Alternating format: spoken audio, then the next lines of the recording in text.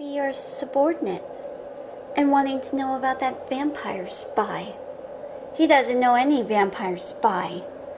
The only thing he knows is that his best friend, who he thought had died, and you're gonna make it seem like it's a scandal. That was no scandal. This is! You troubling bastard. You make me sick. Coretto kept his guard. He managed to activate his weapon by saying, "Possess me."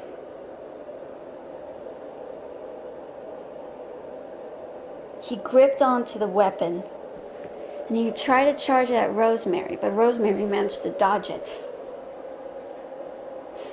That's when Rosemary appeared from behind, caressing his shoulders by saying, "Ooh, somebody's not feeling so tense now, aren't they? Calm, cool demeanor towards you." "Why, you?" "You can't touch me, Coretto. I'm unbreakable. You can't bound me, you can't gag me, and you can't disarm me. I am much more powerful, and I know you're the one responsible for Miraha Kimizuki's experiments. She'll be all mine to take, but not just me, but of course Mother." "What do you speak of?" Coretto said. "What? It was Mother who gave us purpose. She reached out to me, reached out to my other sisters. She showed us what must be done. This is my moment, our moment together. But unfortunately, my sister is not going to be cooperative. And you yourself is going to pay, Leigh," she managed to say.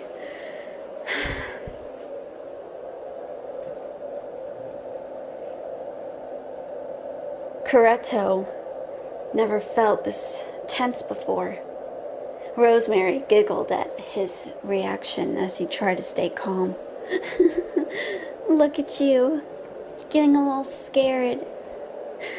It's okay, Coretto. We all feel fear, don't we?" "I'm not terrified of you." "Well, you should be. You should be." That's when she then said these words. "Now, my dear friend, would you kindly stand still for me?" Coretto obeyed. He realized this. Shinya was surprised, but managed to have that smile in order to not express such terrified emotions.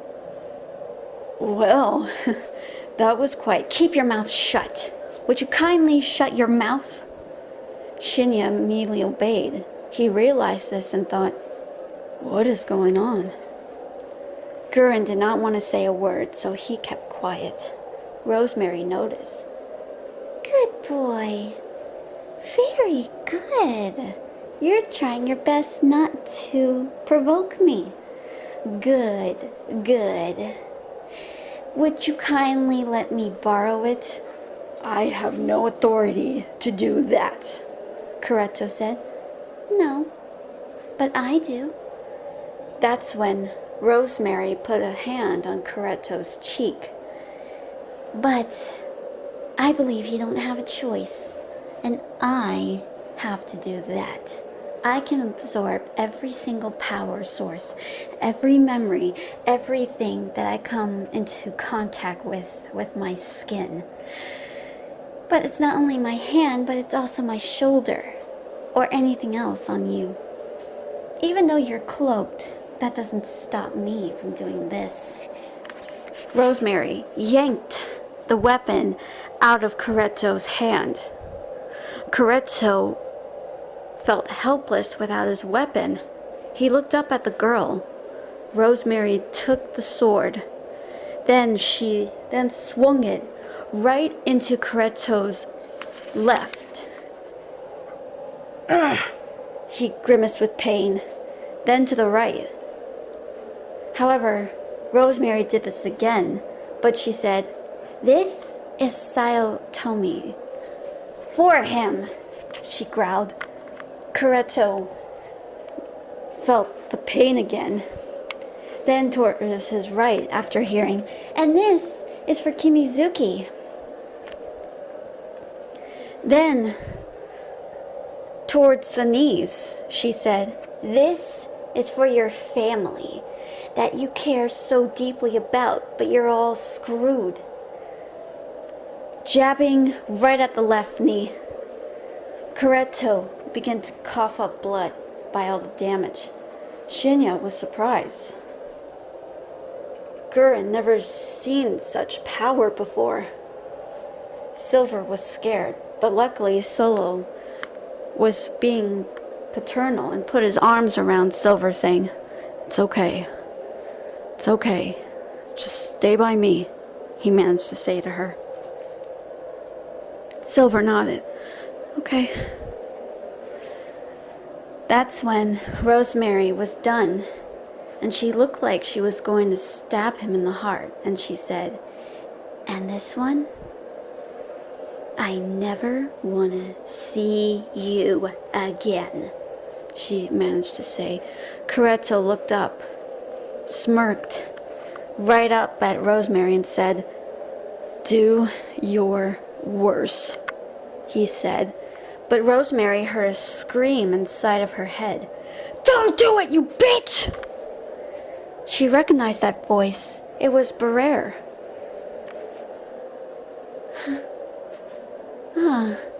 So she can sense me, huh? She knows that I want to kill you so badly. Well, anyway, I won't do it. Then she threw down his weapon. "You know, I bet your demon had a lot of fun messing with you. Look at you, severely beaten. Now I know, huh? That's what you're thinking. Now I know how Gurren felt after he was severely beaten, after losing the love of his life now, isn't it?"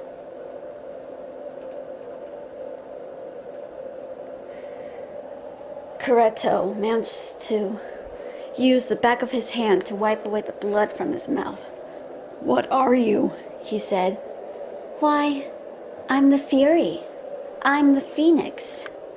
And I am your worst nightmare.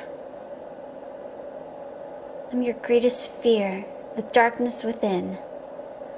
My name is Rosemary, and I will defeat you, Kuretto Haragi. And I am going to make sure that Shinya and also Shinoa, all of them, are going to be in much better places than you were. I mean, don't you even care about Shinya?" "No, I guess you don't. That's why you're on my shit list, you bastard. Cruelty." Rosemary looked back at the screen. "Not like them. You didn't even give a damn about them. You just disarmed them, bound and gagged them, and you wanted to torture them. You did it because you was with some vampire spy, as you claim. That was no spy. You have no heart for humanity. But don't worry. You won't feel it for long." "You!" Kuretto managed to get up despite the damage. "You will pay for this," he growled. But Rosemary screamed as her powers were activated.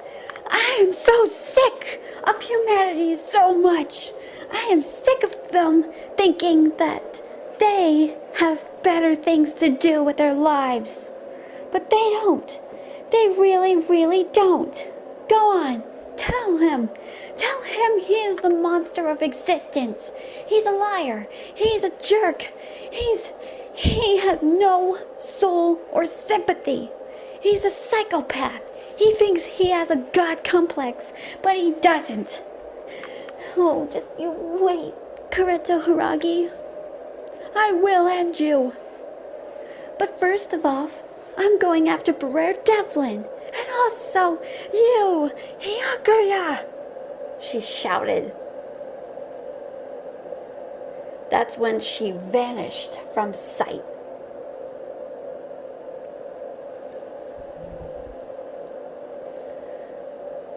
It was so quiet in that room you could hear a pin drop.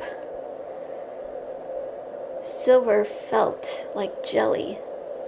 She felt so weak.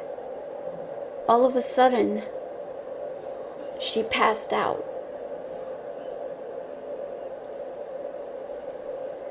Rosemary was growling. She began hitting her head. She couldn't get that image out of her head. Why them? Why did he have to go and do that to them? Why? It was just as worse as... She thought of that other memory. That memory when those kids suffered those torturous experiments. That was what Mother showed them.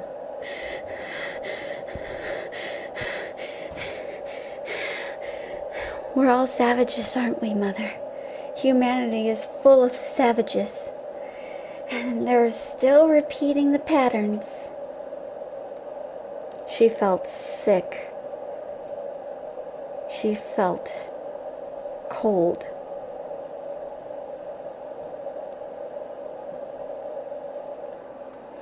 However, she said to herself, "But humanity will not suffer no longer, Mother. I will have my revenge. I will," she vowed. Well, that's it for now. Thank you so much for listening and watching. See you next time.